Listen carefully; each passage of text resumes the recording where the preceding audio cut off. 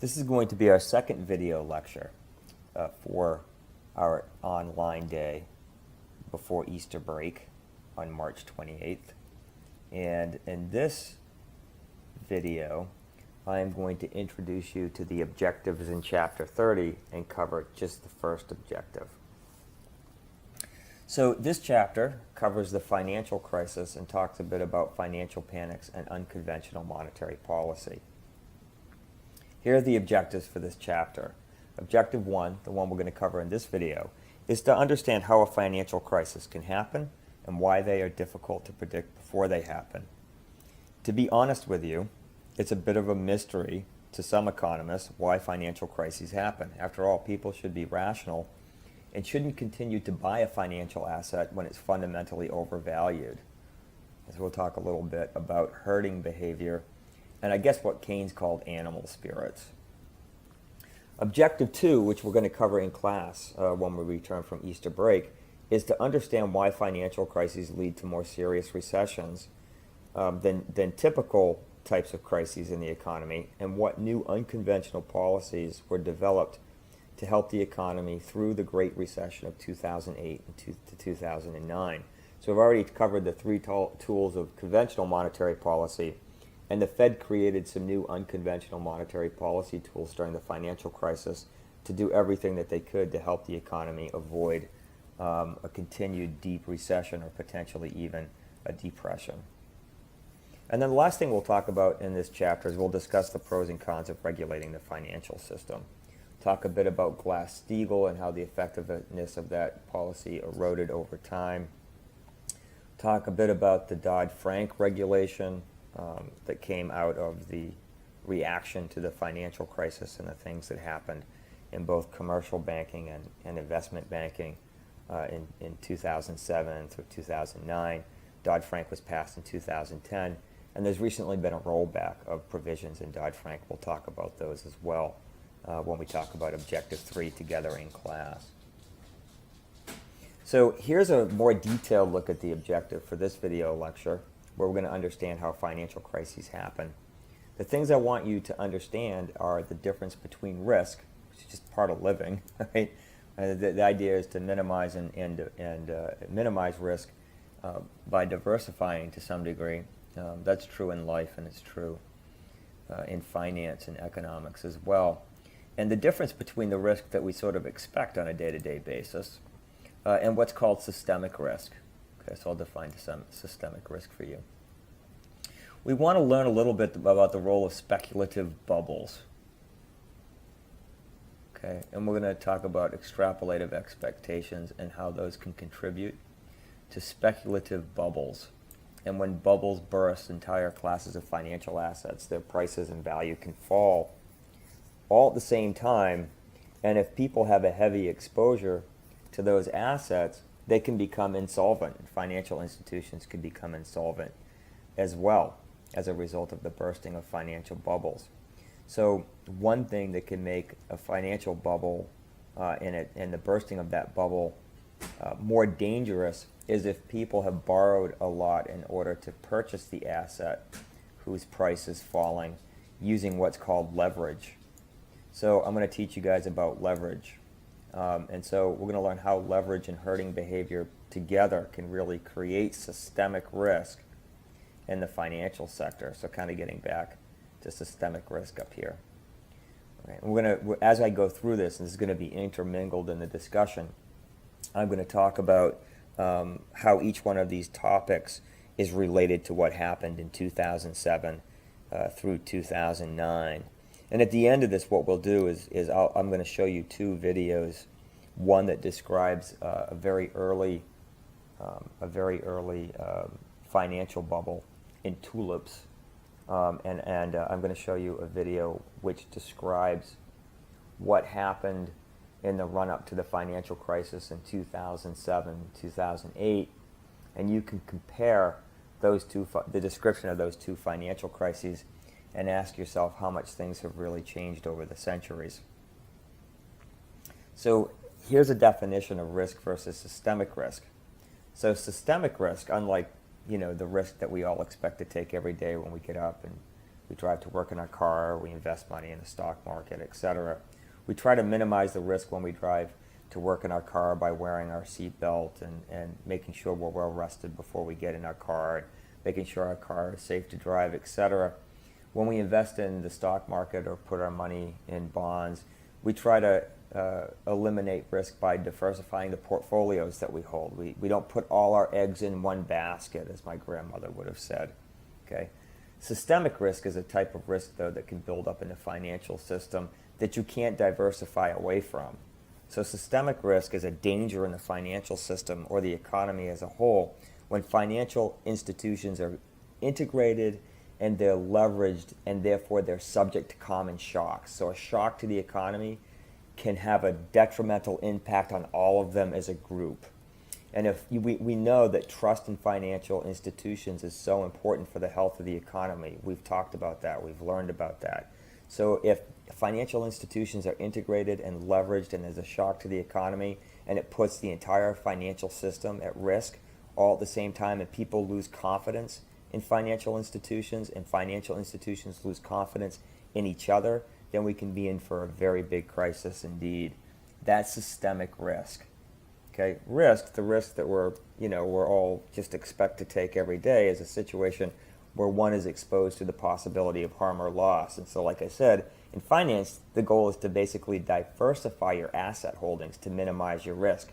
The idea being that if you own two different stocks, right, if you put all your money in one stock and it goes down in value, then you're going to lose quite a bit of money.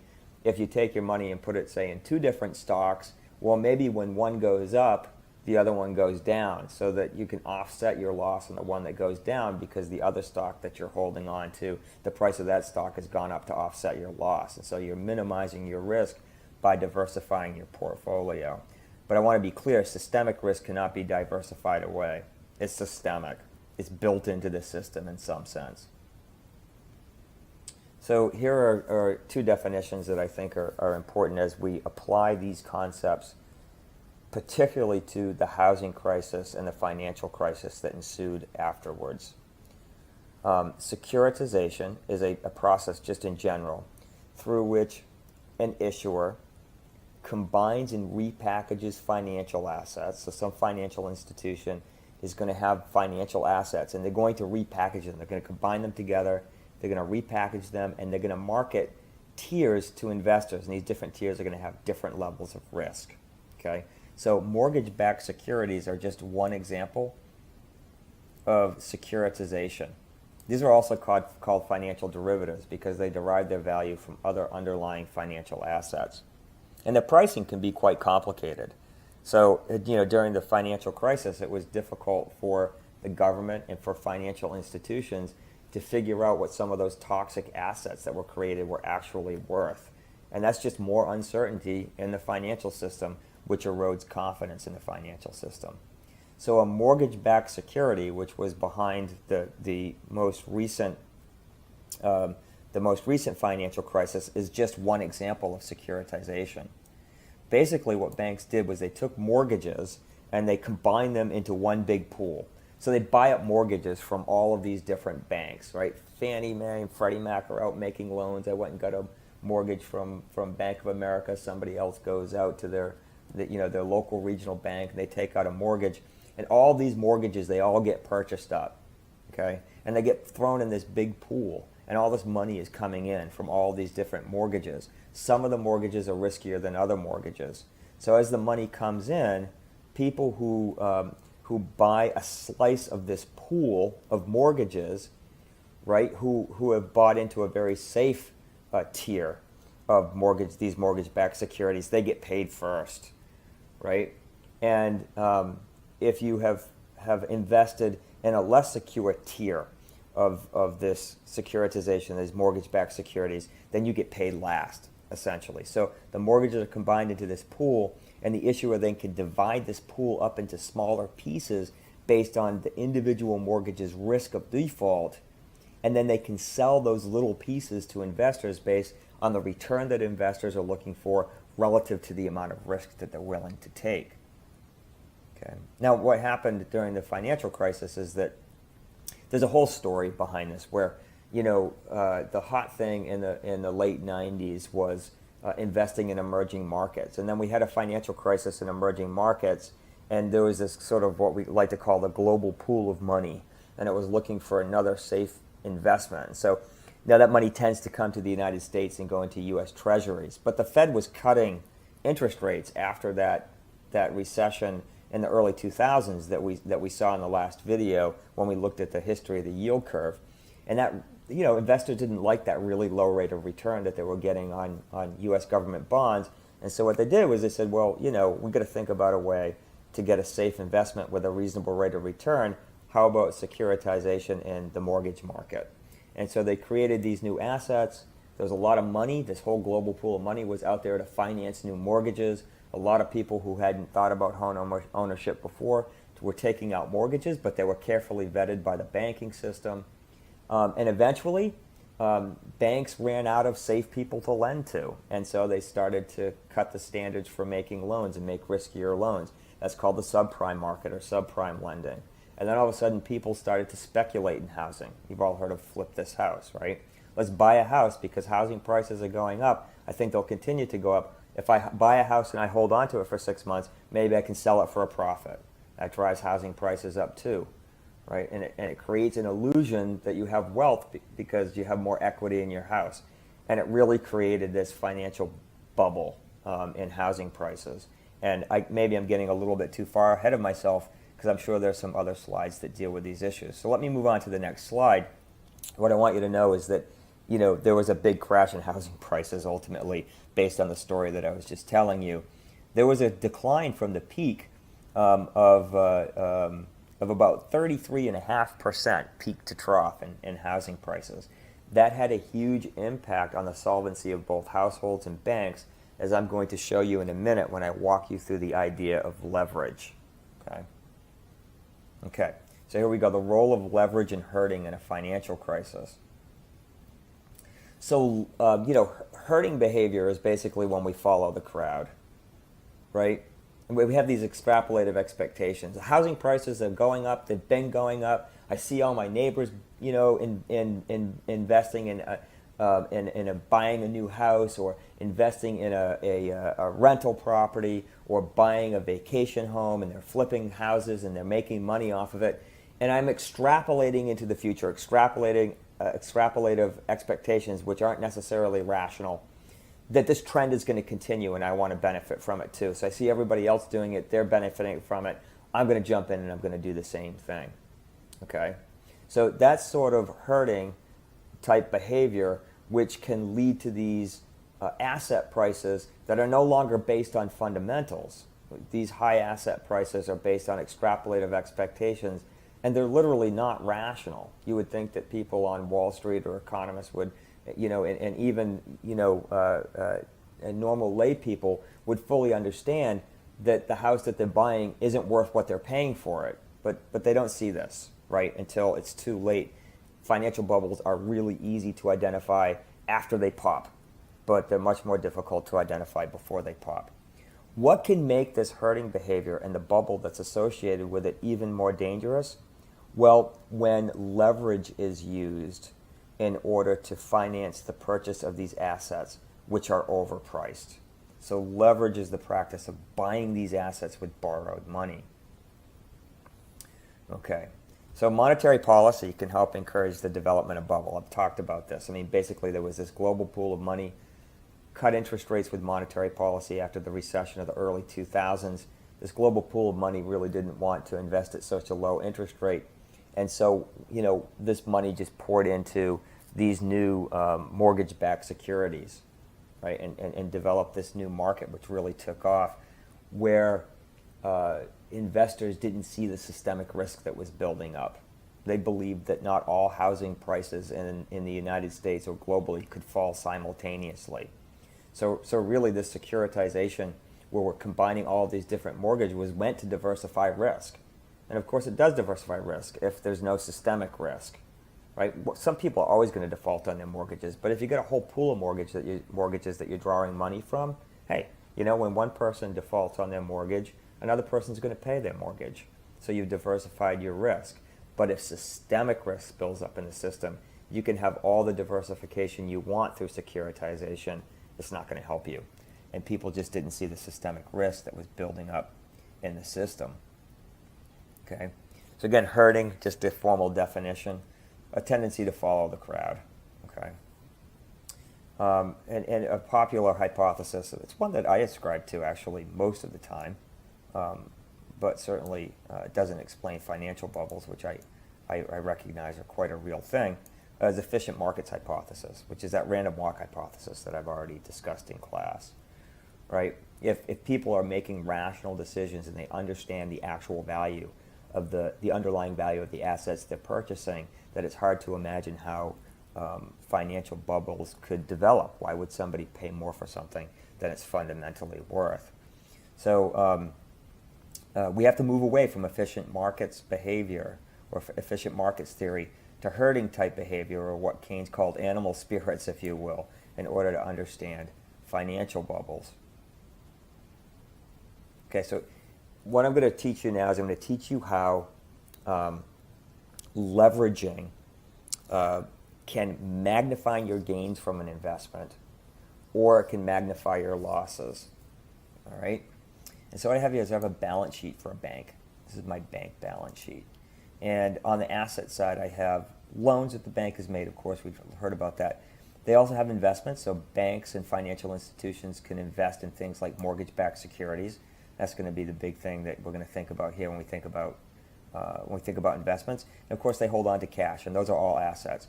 We add up all those assets here, and we come up with 2,000, as opposed to this is like measured in billions or something like that. That's what it says down here, measured in billions. And so in the banking system, then we also have our liabilities, which we know include deposits, right? Short-term and long-term debt, and then we add all that up, and we come up with 1,800, and those are our liabilities. Now, if I take the difference between my assets and my liabilities, I get what's called net worth, or the equity in the bank. And we want this number to stay positive. If this number becomes negative, right, then the bank is insolvent, it's going bankrupt. Its liabilities are worth more than its assets, and there's no equity left in the bank. There's no net worth. Okay, and I'm going to show you a couple of examples here. I'm going to switch to Excel. I'm going to recreate this exact balance sheet in Excel, and I'm going to show you a couple of things with an Excel worksheet. So here's my Excel worksheet that I put together to demonstrate leverage for you, and I'm going to talk about homeowners first, and after I talk about homeowners, okay, I'm going to talk about the banking system. So what I have here is I have 3 years. You can see I've got the year 2000, before the financial crisis, 2007, right before the financial crisis, and then 2009, in the midst of the financial crisis.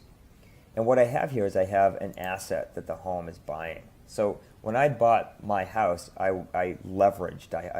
Most homeowners are highly leveraged when they first purchase their house, because it's hard to come up with, say, $200,000 all at once. You put typically a small down payment down and borrow the rest, and that implies that you're highly leveraged. Okay? And so the asset that this homeowner is buying is a $200,000 house. Okay? And that $200,000 house in the year 2000, let's say that this individual put $10,000 down on the house.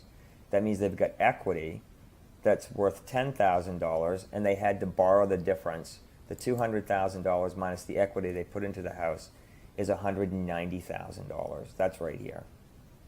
Okay, so we've got their asset. We've got the liability, which is the loan that they took out to finance the rest of the house. And then we've got their equity that they built up in the house of $10,000.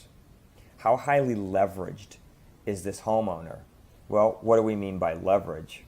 Well, down here it says leverage is equal to 19, and that's cell E3 over E4.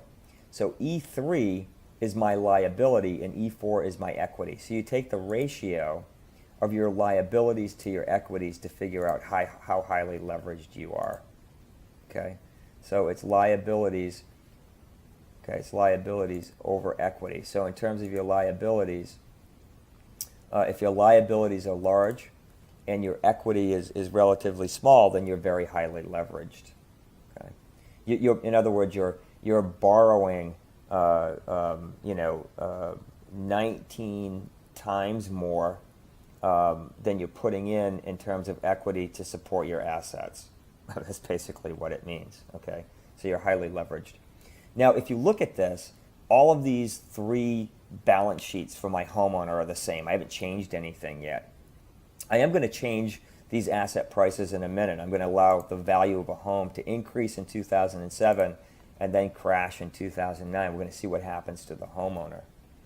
Okay, but before we get to that, I want to tell you there are two different ways to measure the return here. One is to measure the return on the asset, right? That's just the percentage change over time in the asset's price, the price of the home. Okay? So what happens to the price of the home over time? If I'm not at all leveraged, the return on my equity is going to be equal to the return on my asset because I haven't borrowed anything. Okay, but if the price of my house goes up, right, my liability doesn't go up. I don't have to go and refinance my house at the higher price because I've already bought it for $200,000. So I get to keep, right, all of the appreciation in my house if the housing price goes up. And I build equity, not because I put more of my money into the house, but because the value of the house is increasing. And so it's going to magnify my return on equity. My return on equity is going to be the percentage change in the equity I have in my house over time, which is going to be influenced not only by paying off the mortgage that I've taken out on my house, it is also going to be influenced by the change in my housing price, which is the only thing I'm going to change in these spreadsheets just to keep, just to keep all the calculations simple. Okay? So what I'm going to do here is I'm going to allow the price of my house to appreciate from $200,000 to $300,000 between 2000 and 2007. So I'm going to put a 300 in here. 300, 1, 2, 3. That's 300,000. That's a pretty good appreciation for my property. My property has gone up in value by 50%. Good. That's roughly what the value of my property went up by in between 2000 and 2007. It went up by about 50%. Okay, what you can see is that the return on the asset, the 50% increase in the value of the home, right? From 300,000 minus 200,000 over 200,000 is 50%. That's the return on the asset, but look at my return on my equity. I mean, I have a 50% return on my asset, but my return on equity is 1,000%. I mean, that's amazing. So my leveraging of the house has caused my return on equity, my return on the amount of money I personally put into the house in order to finance the asset, to be much greater than the return on the asset. So what that means is that leverage magnified my gains substantially. So when the housing prices are going up, I mean, being highly leveraged is a fantastic thing, right? Now suppose, though, that there's a financial bubble that develops in owning these homes, and the value of these homes crashes. Okay, I want to say that the asset crashes, and it's worth now. We're going to go to 180,000. Okay, that's roughly a 40% drop in housing prices, which is pretty close to what actually happened, right? And if that happens, what you can see is you can see a couple of things. First, don't worry about the negative leverage here. Having the negative leverage just means that your equity is negative. I'm going to talk about that in a minute. But your return on your asset now is a 40% drop in the price of housing from the peak of 300,000, roughly consistent with what actually happened in the data. Okay, and what we see is that the return on equity is even more negative. So not only does being highly leveraged magnify your gains when your asset price is going up, but it magnifies your losses too. All right, so what you can also see is that with this 40% drop in housing prices, which fortunately didn't happen to me in my geographic region, the value of my home didn't drop all that much here during the housing crash. But what you can see is in this hypothetical example, the homeowner becomes basically upside down on their mortgage, right? Their equity is actually negative. Okay, they have negative equity in their home. And a lot of homeowners, when they saw negative equity in their home, just walked away from their mortgages and stopped paying them, right? Which just amplified the crisis, of course. Okay, so that's the way leverage works to potentially magnify gains or magnify losses, cause households to become upside down on their mortgages, and then it can make my financial sense from the household's point of view just to stop paying the mortgage. Here are banks, okay? We can do the same thing with banks. Now you know how to measure all these things. You know what leverage is. So here the bank is leveraged at a leverage ratio of 9. In other words, liabilities to net worth are equal to 9, right? 1,800 divided by 200, that's equal to 9. Not too highly leveraged, right? Liabilities are 9 times more important than equity in financing this bank's assets. Right? That's what that means. And here we are in the year 2000. Now let's suppose that this bank is investing in mortgage-backed securities, and mortgage-backed securities are doing well because the housing market has been doing well. So let's say that we have an increase in the value of our investments. They go from 900 to 1,000. Okay, the return on the assets is just 11.11%. But look at the return on equity. It's 50% for this bank. Wow, what a great deal leverage is, right? Return on equity is roughly 5 times higher than the return on assets. So we're magnifying that 11% gain in housing values into a return on equity to the owners of the bank, right? That's 5 times greater. Okay. There was a financial crisis and a crash in the housing market, right? So let's say that crash, right, in the mortgage-backed security market means that the value of investments goes from 900 or goes from 1,000 at its peak, and it drops down to, let's say, 650. Okay, the value of these investments is dropping because the value of housing and the associated mortgages that support the housing market are crashing, and that's due to the bursting of a financial bubble. So when that happens, what you can see is, again, in this example, the return on the assets is a 35% drop in the value of the assets, which again is roughly consistent with the data that we saw. It's about a 33.5% drop in housing values from the peak to the trough when the housing market crashed. And you can see that being highly leveraged, though, magnifies the loss, right? So the loss here is minus 117%. That's a really substantial loss for the banking system. So it ended up being a lot riskier because of systemic risk to invest in these investments than perhaps we originally thought would be the case way back in 2000. And you can see that the equity or the net worth for this bank has dropped to minus 50. That negative number, that means this bank is insolvent. It's going out of business, it's bankrupt. Okay, and when banks start to fold and they become bankrupt, and people don't really know how to price the assets that are listed under investment, these financial derivatives are difficult to price anyway, then a lot of uncertainty builds up in the banking system. Banks won't lend to each other, credit freezes up, and the economy freezes up. Okay, back to our slideshow then, in order to wrap up our discussion here. That's how leverage works to magnify gains but also magnify losses if the value of your assets go down. When you combine this with herding behavior, and this leverage is used to purchase a financial asset that's overvalued based on fundamentals, you are setting yourself up for a major crisis. So leverage, again, just a brief review of what we just talked about. It's measured as the ratio of liabilities to net worth. It magnifies any change in the value of assets and liabilities in terms of the return to shareholders, which is what we were calling equity. Okay? And as I showed you, this principle doesn't only apply to financial institutions, but applies to homeowners too. And when housing prices crashed, it had a big impact on both financial institutions and homeowners alike.